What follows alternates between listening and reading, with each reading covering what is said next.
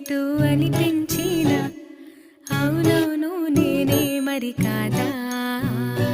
చిత్రంగా నాకేనే కనిపించిన కవ్వించే చిత్రాన్నయ్యాగా